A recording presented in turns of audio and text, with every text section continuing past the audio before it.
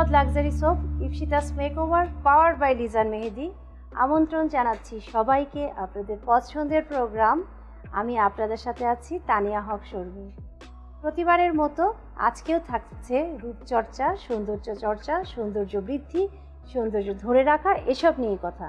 তার আগে ছোট্ট করে একটা বাস্তব কাহিনী বলে নিই। সবাই সুন্দর হতে চায়, একটা বাস্তব কাহিনী। অনেক দিন আগের কথা, আমি তখন বসুন্ধরা গোল্ড জিম করতাম। রিসিপশনিস্ট মেয়েটা দেখতে শ্যামলা বরণ। হঠাৎ করে শুনলাম, বললো, ম্যাডাম আমার সামনে বিয়ে। বললাম খুবই ভালো কথা। তার দুদিন পরে যে দেখি যে সুন্দর একটা স্কিন, মুখ ভর্তি ব্রণ। দেখে ভীষণ মন খারাপ হয়ে গেল। প্রশ্ন করলাম, তুমি কি ইউজ করেছো? ও তখন উত্তর দিয়েছিল, ম্যাডাম এরকম ব্র্যান্ডের কিছু না, একটা প্রোডাক্ট ইউজ করেছিলাম গায়ের রং ফর্সা করার জন্য। আমার পুরো মুখে ব্রণ হয়ে গেছে, জানি না কি হবে। 7 দিন পর যখন গেলাম তখন শুনলাম ওর বিয়েটা ভেঙে গিয়েছে।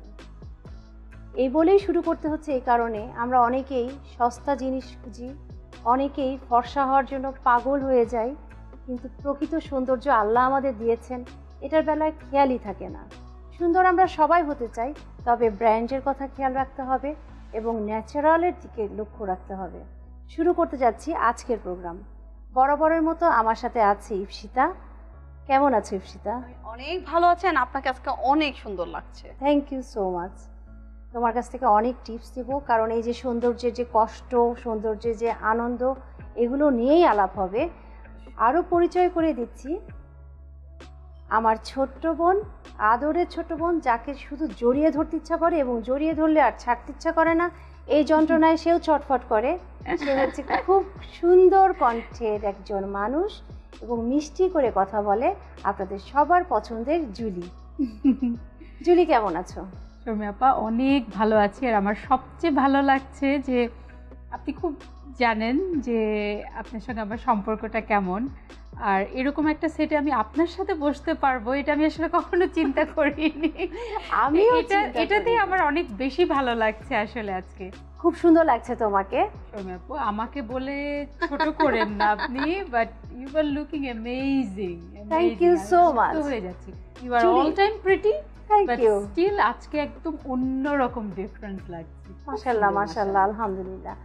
জুলির রূপচর্চা সংক্রান্ত অনেক কিছুই আমার জানা, কিন্তু আমি কিছুই বলবো না। রূপচর্চা সংক্রান্ত কিছু কথা তুমি আমাদের বলো, কেমন করে করছো রূপচর্চা, বলো। আপু, আমি খুব সিম্পল মানুষ, সেটের বাইরে মেকআপ করতে খুব বেশি পছন্দ করি না। আমার কাছে মনে হয় যে আমার স্কিন একটু সেন্সিটিভ, আসলে খুব সিলেক্টিভ মেকআপ ছাড়া ইউজ করি না। তারপরে মানে খুব কম মেকআপ ইউজ করার চেষ্টা করি। এটাই আমার বেসিক, আমি বলবো আমার জন্য বিউটি টিপস, কারণ সবার স্কিন কিন্তু মেকআপের জন্য না।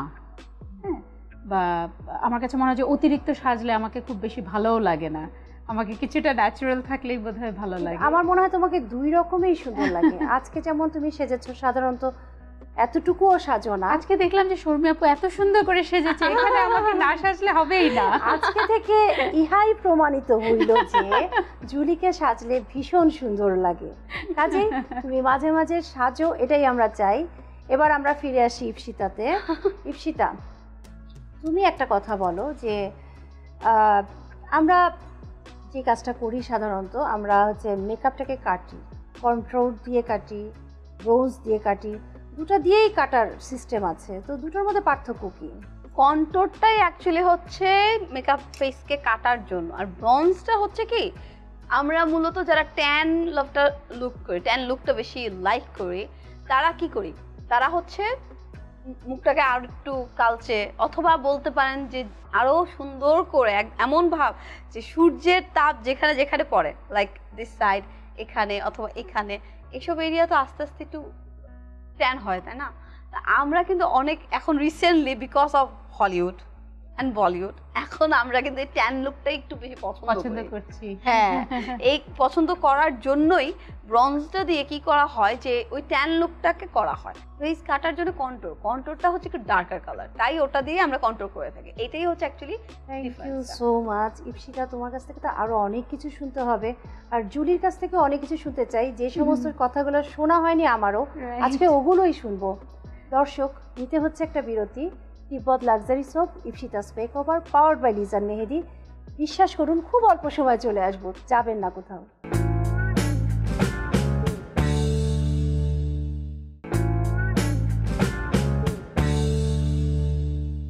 ফিরে আসলাম বিরতির পরে। চলে যাচ্ছি আমাদের সবার পছন্দের সেগমেন্ট ইপসিতাস মেকওভার স্টুডিও, এবং আজকে এখানে থাকছে খুব ডিফারেন্ট একটা লুক। আমি নিজেও খুব অবাক হয়ে গিয়েছি, সেটা হচ্ছে মেহেন্দি লুক। এটা আমরা দেখে আসবো এবং এটা নিয়ে আমরা অনেক কথা বলবো। চলুন দেখা যাক। হ্যালো ভিউয়ার্স, আশা করি সবাই ভালো আছেন and welcome to Ipsita's makeup studio. আজকে আমি দেখাবো মেহেদি নাইট লুক।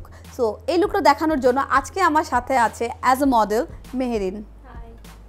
তো চলুন ভিউয়ার্স, আমরা দেখি লুকটা আমি কি করে করতেছি। আমি ওর বেস মেকআপটা অলরেডি করে রেখেছি, যে এখন যেটা আমি করব সেটা হচ্ছে ওর আইব্রাউজ।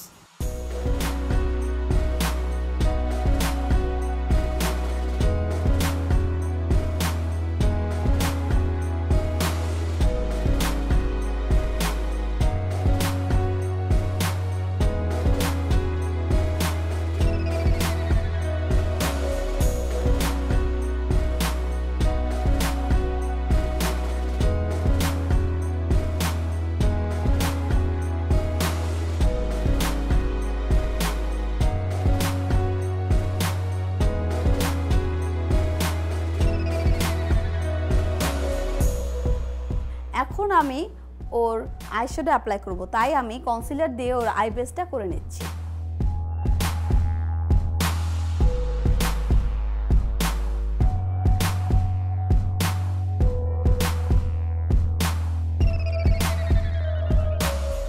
এখন আমি একটু ডিপ কালারের ইট টাইপের একটা কালার আমি এই প্যালেট থেকে নিয়ে সেটা ওর ক্রিজে অ্যাপ্লাই করে নিচ্ছি।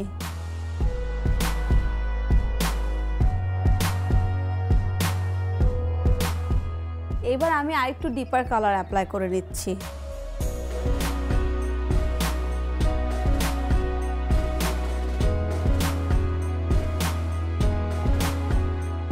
এখন আমি এই দুটো কালার মিক্স করে নিয়ে আবার ওর ক্রিজে অ্যাপ্লাই করছি।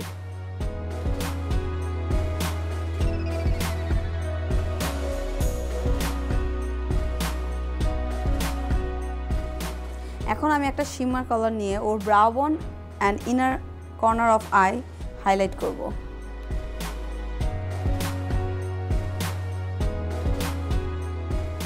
এবার আমি একটা কনসিলার নিয়ে ওর আইলিডটা হাফ কেটে নিব, বিকজ আমি লুকটা হাফ কাট ক্রিস লুকে করতে চাচ্ছি।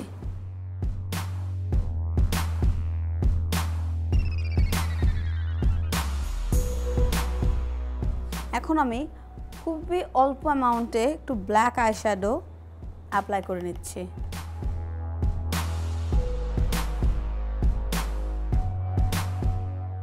এবার আমি একটা গ্রিন কালারের ফয়েল আইশ্যাডো আমি ওর কনসিলারের উপরে অ্যাপ্লাই করে নিচ্ছি। আমি অ্যাপ্লাই করার আগে ব্রাশে ফিক্স স্প্রে দিয়ে নিচ্ছি, বিকজ তাহলে ফয়েল আইশ্যাডোটা আরও সুন্দর হয়ে বসবে।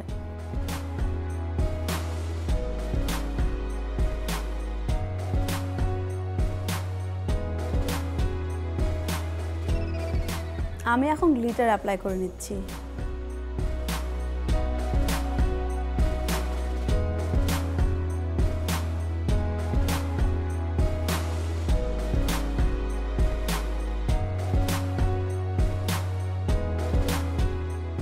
এবার আমি ওর কর্নারটা, যেহেতু আইশ্যাডোর নিচে চলে আসছে, আমি একটু মুছে নিচ্ছি। এবার আমি আইলাইনার দিয়ে ওর নিচে বটম ল্যাশে আইলাইনারটা এঁকে স্মাচ করে নিচ্ছি।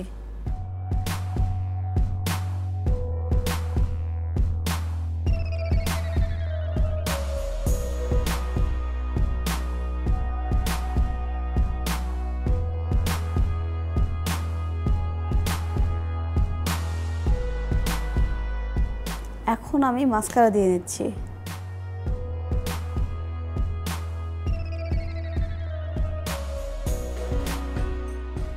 এখন আমি ফলস আইল্যাশ অ্যাপ্লাই করে নিচ্ছি।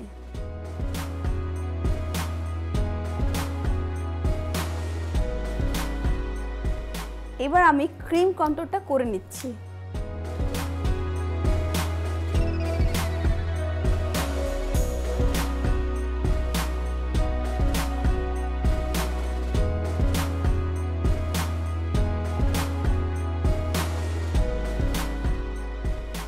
যেহেতু এটা night time party look and খুব গর্জিয়াস একটা লুক, তাই আমি শিমার পাউডার দিয়ে জাস্ট একটা টাচ করে দিচ্ছি। ক্রিম কন্ট্রোল তো করেছিলাম, কিন্তু এখন আমি পাউডার কন্ট্রোল করে ক্রিম কন্ট্রোলটাকে আরও সুন্দর করে তুলে ধরবো।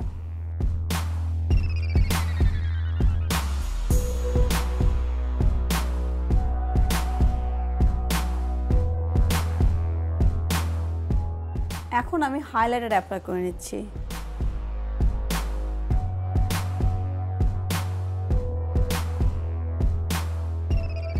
এবার আমি লিপ লাইনার দিয়ে ও লিপটা এঁকে নিয়ে লিপস্টিকটা অ্যাপ্লাই করে নিচ্ছি।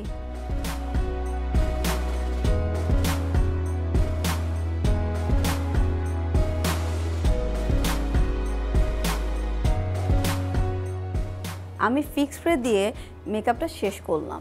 তো আশা করি আপনাদের মেকআপটা ভালো লেগেছে। Thank you.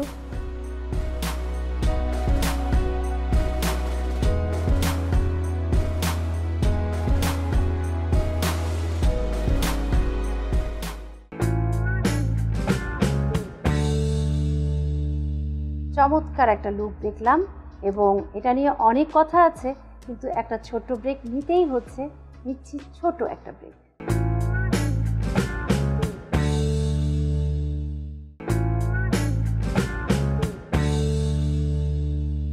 ইপথ luxury soap Ipsita's makeover powered by Lizan মেহেদি।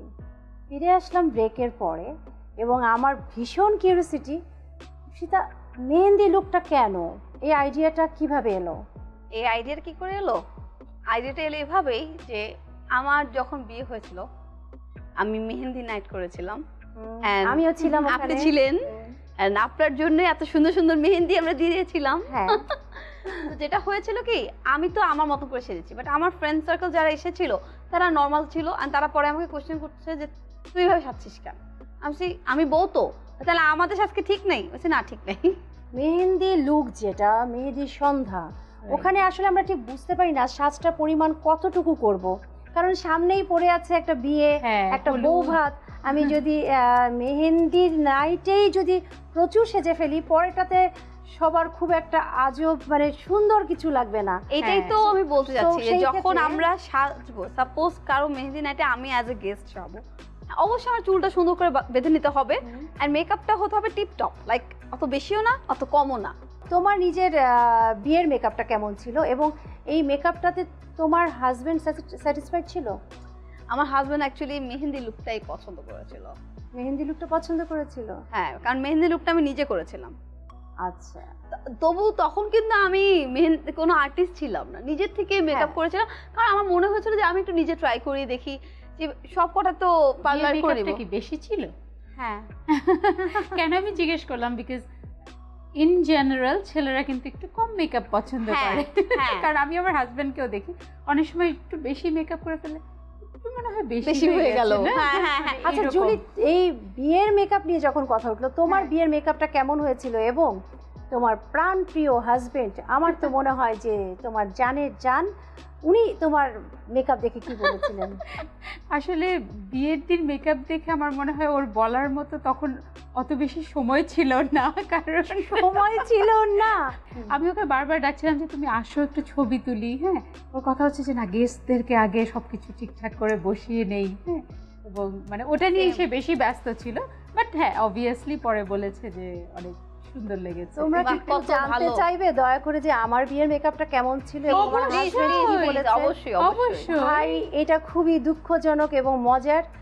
তখন তো এত পার্লার টার্লার ছিল না, এত সুন্দর ছিল না। তখন আমাদের বিয়েটা যেহেতু অনেক আগের করা, একটা মেয়েকে নিয়ে আসলাম বাসায়, সাজলাম, যাই হলো হলো। কিন্তু আপু আগে কালচার ছিল, শোনো, মেকআপ আর্টিস্টকে বাসায় নিয়ে এসে মেকআপ করানো হতো। এবং তোমার ভাইয়া সবচেয়ে আগেই, নাজমুল আমাকে দেখে সবচেয়ে আগে প্রথমে যেটা বললো বাসরাতে, তোমার মেকআপটা একেবারে ভূতের মতন হয়েছে, তুমি আগে মেকআপ তোলো। এবং আরো মজার কথা আছে, আমার ছোট মেয়েটা বলে মা এইভাবে বললো, ভাইয়া এইভাবে বললো, কারণ আমরা দুজন এরকমই ফ্রেন্ড ছিলাম। তো আমার ছোট বাচ্চাটা এই কথাটা শুনে বলে মা তারপরও তুমি বাবাকে বিয়ে করলে? আমি কারণ তারা 2 ঘন্টা আগেই কবুল হয়ে গিয়েছিল মা, আর কিছু করার নাই। আমি একটা কথা বলি, সেম জিনিসটা আমার সাথে হয়েছে। ওরও একই দুঃখ। আচ্ছা, হ্যাঁ মানে বিয়ের দিন সে আমাকে বলতে তোমাকে এটা কি সাজে। আবার চলে আসি জুলি তোমার কাছে। হুমাইজা, আমাদের ছোট্ট বাচ্চা, দিনে দিনে বড় হয়ে যাচ্ছে, চাকরি করছো, গান করছো, আর খুব ঘুরে বেড়াতে পছন্দ করো, এই সব কিছু কি করে ম্যানেজ করছো বলো? আপু যেরকম ভাবে আপনি করছেন, না আসলে সত্যি কথা বলতে আমি তো সবকিছু একটু প্রায়োরিটি করে করতে হয়, সবকিছু একসাথে তো করা যায় না। তো দেখা যায় যে আসলে এখন মিডিয়াতেও সবাই মোটামুটি জানে যে আমি জব করি, তো আমাকে শুটিংয়ের জন্য ডাকলে ওই সন্ধ্যার পরে অথবা ফ্রাইডে স্যাটারডে, তো ওভাবে আসলে ম্যানেজ হয়ে যাচ্ছে। আর ঘুরে বেড়ানোর ব্যাপারটা আপু আপনি যেটা বললেন, এটা আমার থেকে আমার হাজব্যান্ড অনেক বেশি ঘুরে বেড়াতে পছন্দ করে, ওর জন্যই ম্যাক্সিমাম প্ল্যানগুলো হয়। বাট আমি প্ল্যান হওয়ার সময়টা বিরক্ত থাকি, কিন্তু যখন হয়ে যায় বেড়াতে চলে যাই তখন দেখা যায় যে আমি সবচেয়ে বেশি ছবি তুলছি, আমি সবচেয়ে বেশি মজা করছি, এবং প্রতিবারও আমাকে ট্যুরে যাওয়ার পরে বলবে যে তুমি না বলেছিলা যে এটা আরেকটু পরে করলে ভালো হতো, এখন কি ভালো লাগছে না খারাপ লাগছে? সামনে ক্যামেরা, ভাইকে উদ্দেশ্য করে কিছু একটা বলো যাতে করে ভাই প্রচন্ড খুশি হয়ে তোমাকে আবার কোথাও বেড়াতে নিয়ে যায়, অথবা বিয়ে করে। আবার তোমাকে যেন বিয়ের সাথে দেখতে চায়। বলো। এটা তো আমার জন্য একটা কঠিন হয়ে যাচ্ছে। একদম কঠিন না, আমি জানি তোমরা অনেক রোমান্টিক, ভাই একটু শাই ফিল করবে কিন্তু খুশি হবে, এই গ্যারান্টি আমি দিচ্ছি। বলো। তাহলে ওকে এটাই বলা যায় যে যদিও বেড়াতে যাওয়ার সময় অনেক বিরক্ত শো করি, কিন্তু আসলে খুব ভালো লাগে। Thank you for that. Wow, thank you. আর ইপসিতা একটা ছোট্ট করে অ্যান্সার করবা একদম লাস্ট, প্যানকেকের কি কোনো ব্যাড এফেক্ট আছে? অ্যাকচুয়ালি প্যানকেকটা যদি হয় ব্র্যান্ডের লাইক ক্রায়লন অথবা সিএমএ বেননাই, এই বেননাই অ্যাকচুয়ালি বেননাই আমি ইউজ করি, খুবই ভালো। যদি আমরা ব্র্যান্ডেডটা ইউজ করি কোনো সাইড এফেক্ট নেই। আর হ্যাঁ, আমি এর আগেও বলেছি, এখনও বলবো যে যেটাই ইউজ করি না কেন প্রাইমারটা খুবই ইম্পর্টেন্ট। অ্যাকচুয়ালি প্রোগ্রাম শেষ করতে হচ্ছে, কিন্তু তোমার জন্য আছে লিজান হার্বালের পক্ষ থেকে ছোট্ট একটা গিফট। ওয়াও, এবং এখানে এমন একটা প্রোডাক্ট আছে যেটা তুমি রেগুলার ইউজ করো, বলো তো সেটা কি? Thank you so much. নিশ্চয়ই আমার হার্বাল হেনা। হার্বাল হেনা, হ্যাঁ। তো ঠিক আছে জুলি, ভালো থাকবে, দোয়া থাকলো তোমার জন্য, এবং তোমার চুলের সৌন্দর্য যে লিজান হেনা এটা আমরা জানি এবং দর্শকও জানলো। ইপসিতা, দেখা হবে আবার তোমার সাথে, তো দেখা কালকেই হচ্ছে। দেখা হচ্ছে। জুলি, শেষ করা যাক, ভালো থেকো। খুব ভালো লাগলো।